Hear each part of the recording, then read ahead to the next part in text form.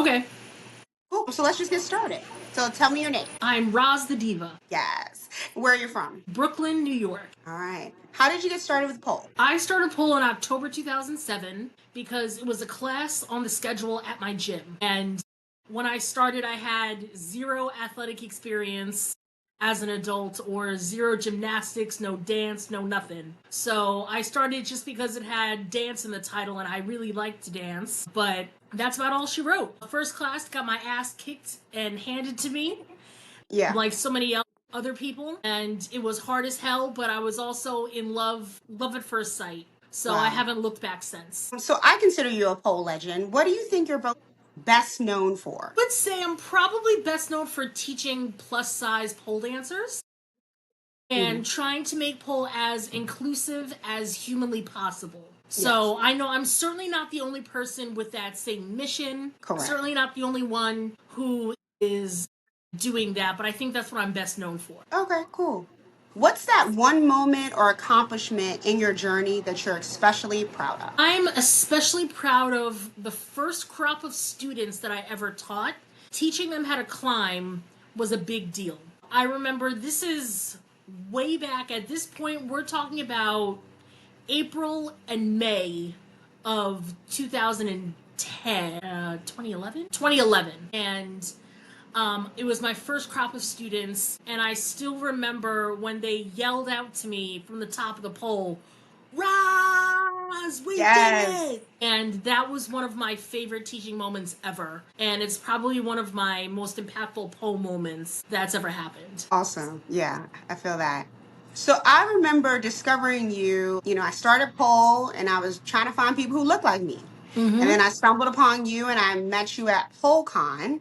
And I was just like, whoa, somebody looks like me. And I just fell in love. And, I did your competition and Dangerous Curves. So You talk sure to me did. about Dangerous Curves and talk to me like how you came up with the idea, just everything about it. Sure. So I started Dangerous Curves in August of 2012.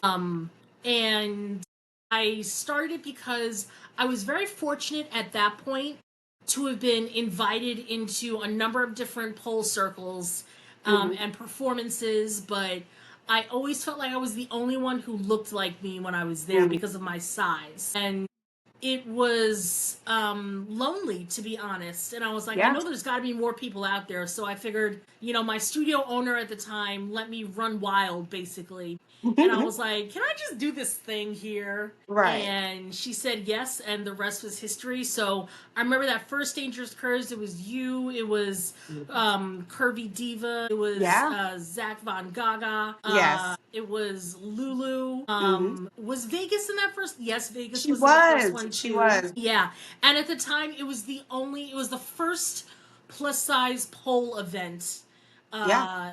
that was around. Yeah. That was pretty cool. Now I'm so excited when I see more of these type of events for Hmm. plus size dancers pop up all over the country. Yeah. And right now, Dangerous Curves, it started out as a competition, but now it lives as a showcase at PoleCon. Yeah. So I remember that first one very well. Was it Incredible that we were in? We were actually at Sacred, which was the Secret, that's right. predecessor of Incredible. Got it. Okay. And you had Lunel as your host. How I did you get did. Lunel as your host? So that same summer, I was fortunate to or the summer before that, I can't remember because time is a weird flat circle at this Yes. point. Hmm. But I did some stunt work for Lunel as a Oh, plus size stripper in the movie That's My Boy. God, I love I it. know. It was wild. And so I was talking to her about the competition and she's like, "Oh, I'm coming to host it." And I was like, "I can't afford you. What are you talking about? That's hilarious." She's like, "No, I'm coming to host this show." And that's how that came about. Was we were doing another project together and she was like, "I'm coming," and I was like, "Well, we're gonna make this work somehow, some way." And so she spearheaded that one and led the charge for hosting that. So I'm still so thankful for that to this day. Yeah, like I would definitely consider that one of the highlights of me doing pole. I was just I mean, Lou now is amazing, but just Yes. like the energy, like there was a special energy that night. People just came from all over. We were all Yes. cramped in there. We were all sweating, Yup. trying to pole. Yup, it was hot as hell in that studio. We had the AC blasting as much as humanly possible. You And know, it said no, baby. right? Exactly, because there was just we. I think we sold out that year too. Yeah. So we probably Hmm. had 100 people in a space built for probably about 60 or 70. Correct. So you also with Dangerous Courage, you did some camps, and then Mm-hmm. I know and you had some workshops as well. Do you vision any of those coming back, or just sticking with PoleCon, the showcase? I always toy with the idea of doing a pole camp again. Mm, It's a good time. If I did it, I would probably do it here in New York City and Brooklyn, yeah. because that's my home base. But I haven't done a ton of them because I've actually been involved with Black Girls Pole camps Yeah. for a Yes. couple years, and also myself traveling and not doing pole camps necessarily, but doing like a series of workshops. Yeah. So right now, if enough people are clamoring for it, then let's bring back Dangerous Curves Pole Camp. I feel it. I feel it. So I know a bit about your story, but so when did you make the transition of like I'm doing fitness pole 100%? Like what was the aha moment? What was the thing that you're like I can't do this no more and I have to do this? So the moment I remember, it was in March of 2014, Hmm. is when I made the big leap to do fitness full time. And I Okay. made that big leap. It was less of a leap and more of being pushed off of a cliff because I got fired from my full time job. And Okay. which I also hated at the time. And Hmm. I was working in an office. I had to use my indoor voice all day. That didn't work for you. It was a disaster, but I needed that job to survive. So it was a Hmm. survival job. Hmm. But the way that the world works, the universe was like, this has been cute, but we're done.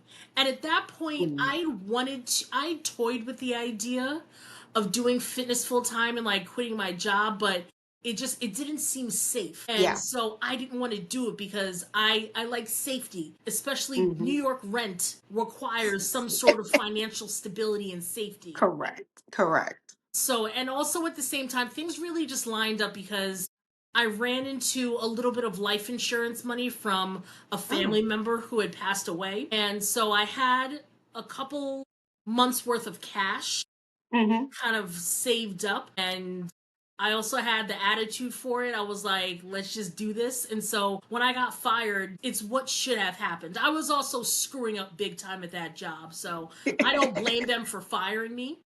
Yeah. Of course, I would have rather have left on much better terms, Yeah.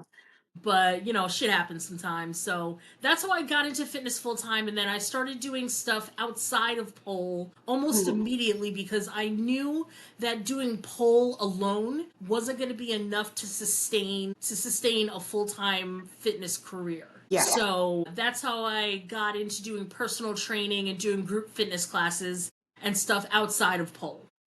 Okay. And I feel like I've also seen you on a lot of like really popular platforms for fitness. Can you talk a little bit about those? Sure. I'm still not, to this day, I'm not sure how they found me. I think it was from Instagram, Okay. but I got picked up by Fitbit Yes. to teach some classes for their on demand fitness platform. Hmm. So I was ecstatic to do that. Yes. And I filmed with them for almost 3 years.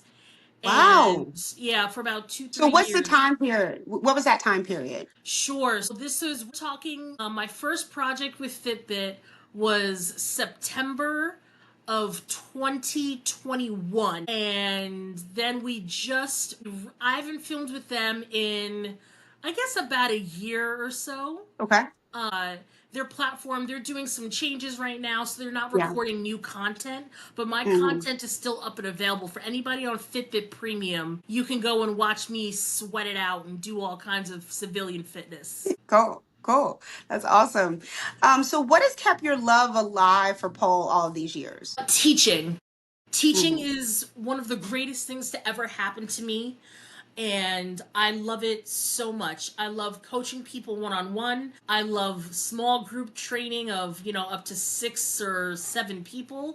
But then I also, my dream is still to get in front of a crowd of like 100 people Mm, and have them all follow me and do the same movements that I'm doing. yeah. And really my students have been my light. They have been the guiding force. They have kept me in pole. Without Mm, them, I would have been done a long time ago. I feel that. I feel that. So I know that like you're still polling, but the workshops I see you hosting are more about how to create safe environments, spotting and things like that. So how has that transition been from, hardcore, performing, training to more, as you mentioned, coaching element? How did you Yeah. make that transition? So I would say I'm still in the middle of that transition right Oh, now. okay. So I still teach workshops that are dedicated towards students in terms of like performance and building your confidence. Oh, okay. That's a big one for me because I think that's really important. Yes. And like student skills in terms of like inverting and then doing spins. Hmm. But I'd like to do more of teach the teachers because Yes. I feel like I have so much knowledge that's been kind of built up, and I've got a Hmm. lot going through my brain that needs Yeah. to get out into the real world somehow. Yeah. So I'm considering doing a virtual series of sort of train the trainer series and see how that goes. I like it. I would sign up. Yeah, no, I would definitely sign up.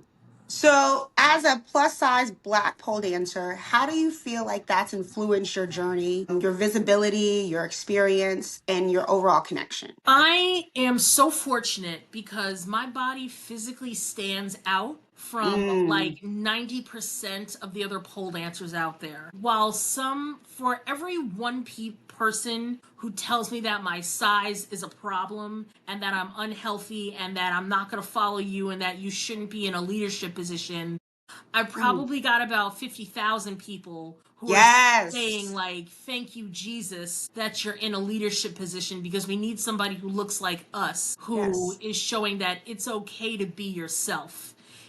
And I'm not here to argue whether you could be fit and fat at the same time. I don't get into that fight, but the fight that I do get into is that you are still a valuable athlete no matter what you look like and as long as you show up, you're straight chilling. We're going to put Yes. some work in and get it done. So it's informed a lot of my coaching in that regard. And it's opened doors for me that I don't know if I otherwise would have been able to get open, like Fitbit, for example. Yeah. Fitbit didn't hire me just because I'm fat, but No. it does help me stand out from their other coaches and Yes. from the other people that they work with. So I see it as an advantage, to be honest. I love that. I love that. What do you think the future of pole looks like? I hope pole is headed towards the Olympics. Yes. I know that's been chatter for umpteen years. And every time the Olympics rolls around, we have the same conversations and the same fights about it. But I would like to see pole recognized by the rest of the world for the incredible sport that it is. Yeah. And I think, being in the Olympics would be amazing because hopefully that's going to invite sponsorships and Yes. corporate money, which is what we really, really need.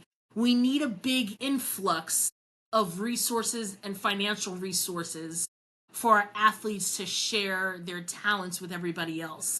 And I think one way of doing that is to put us out there in the Olympics. So that's where I hope pole is headed toward. I love that you talk about that because pole is expensive. It's expensive Woo! for Is it ever? for the student, for the studio, for everyone. And Yes. as an entrepreneur, like you're a pole dancer, you're a business. How like you talked a little bit about this on your Instagram sometimes of like how you make it work. You know, any advice for anyone who is making that change or transitioning or wanting to expand and become a brand like you are? Yes, so I would say the seeds that you plant today for building your brand and building your career, you're going to see the fruits of your labor probably in a year and a half to 2 years. So Get ready to ride this thing out. Mm. While you're building a brand and building up your name, if you're able to have a safety job or a stability job or some sort of income so you can take away the financial pressure of trying to build a business overnight, that's pretty awesome. If you don't have it, you can still make it work as well. But if you're able to sort of make your transition, make that leap from one cliff to another a little bit shorter, then I think that's ideal. So I would say definitely give yourself a safety job so you don't have the financial pressure. Also, just as I mentioned, things are going to take time. They're going to take so much longer than you think. Like right now, one thing I'm trying to do besides pole dancing and personal training is to become a professional speaker. I want to Yes. travel the world. I want to get on stages, and I don't care if it's 3 people or 3,000 people listening to me. Yes. I just want to be paid to talk. Yes. And of course, I want that now. Yes. I've been wanting it for a while, but I've been actively pursuing this for almost the last year or so and Okay. making moves towards it. And I have to constantly remind myself that all of those posts that I'm doing now, all this practice that I'm doing online, every little small thing, every podcast interview that I do, it's all Hmm. going to add up and it's all going to pay off. It's just not at the timing that I think it should. The Right. universe, Jesus, God, Beyonce, whoever you pray towards, they've got a plan for you. Yeah. And all you can do is keep working in the best faith possible. So that's actually what I'm doing right now. That was a really long answer, but yeah, I'm But it hustling was the right now. perfect answer. It was the perfect answer. Yes. So speaking on that, what's next for you? So you really focused on these, speaking to the masses, getting your voice out there. Anything else you got planned on the horizon? I think right now public speaking is like the big thing that I want to do because I want to set that up as a viable career path for when I'm done with doing things physically with my body. Once I get Hmm. tired of doing squats and doing pull-ups and twirling around a pole, I want to have Yes. speaking to fall back on. So that I'm trying to set that up. Also, like I mentioned, I'm trying to figure out how to monetize what's in my head and what Mm. I know about teaching non-traditional athletes. And when I say non-traditional athletes, I'm talking about pretty much everybody who is picked last for gym. So if you Mm. are plus size, if you are anxious, if you have a disability, if you are a minority, if you are living in any sort of marginalized identity, I think I've worked with you at some point. Yes. Or work with somebody in your identity at some point. So I just want to share what I've learned with the world. So I'm trying to figure out what the best vehicle is to get that knowledge out there. And I think it's going to be speaking, but I also think it could be a workshop series as I'm Hmm. testing out. Sometimes people are like, Roz, you should totally write a book. And I'm like, all right, maybe, Right. I don't know. So, if somebody was there to sort of help me guide me through that process, maybe a book is in the future. I'm not too picky right now, but I'm Yeah. just trying to keep things moving forward. I feel that. Any lasting words, quotes you live by, anything you want to share with folks? I would say a quote that I actually made up. I said one day, and I was like, "Ooh, this might work."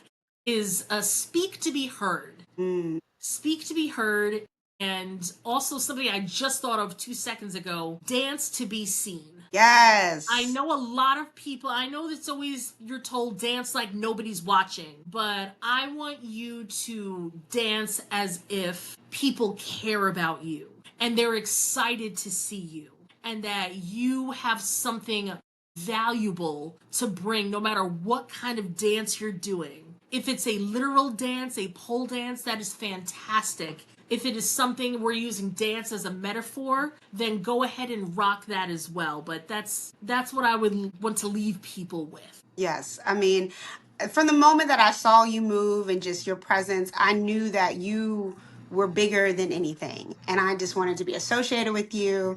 And I just was always just impressed with everything you did. I was excited. I'm always just so excited when you're like, I'm doing this, I'm doing that, or you're taking a turn. So I'm always going to be your cheerleader. Thank you So, so much, yeah, because people like you are why I still have a career in this industry, because I can't do this by myself. So, Devon, yeah, of thank you, and thank you for all these years of sticking by my side. course, of course.